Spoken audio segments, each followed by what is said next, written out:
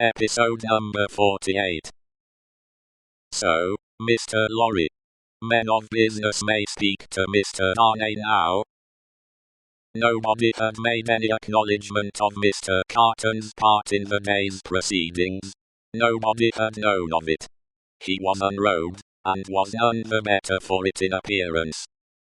If you knew what a conflict goes on in the business mind, when the business mind is divided between good-natured impulse and business appearances, you would be amused, Mr. Darnay. Mr. Lorry reddened, and said, warmly, "You have mentioned that before, sir. We men of business, who serve a house, are not our own masters. We have to think of the house more than ourselves." I know, rejoined Mr. Carton, carelessly. "Don't be nettled, Mr. Lorry. You are as good as another, I have no doubt. Better, I dare say." "And indeed, sir," pursued Mr. Lorry, not minding him, "I really don't know what you have to do with the matter. If you'll excuse me, as very much your elder, for saying so, I really don't know that it is your business." "Business? Bless you, I have no business," said Mr. Carton. "It is a pity you have not, sir." "I think so, too." "If you had," pursued Mr. Lorry, "perhaps you would attend to it."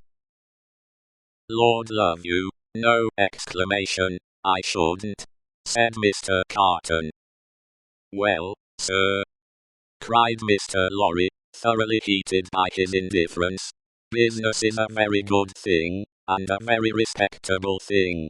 And, sir, if business imposes its restraints, and its silences, and impediments, Mr. Darnay as a young gentleman of generosity knows how to make allowance for that circumstance. Mr. Darnay, good night, God bless you, sir. I hope you have been this day preserved for a prosperous and happy life, chair there." Perhaps a little angry with himself, as well as with the barrister, Mr. Lorry bustled into the chair, and was carried off to Tellson's. Carton, who smelt of port wine, and did not appear to be quite sober, laughed then, and turned to Darnay. "This is a strange chance that throws you and me together. This must be a strange night to you, standing alone here with your counterpart on these street stones." "I hardly seem yet," returned Charles Darnay, "to belong to this world again." "I don't wonder at it. It's not so long since you were pretty far advanced on your way to another. You speak faintly." "I begin to think I am faint." "Then why the devil don't you dine? I dined, myself, while those numbskulls were deliberating which world you should belong to, this, or some other. Let me show you the nearest tavern to dine well at." Drawing his arm through his own, he took him down Ludgate Hill to Fleet Street, and so, up a covered way, into a tavern.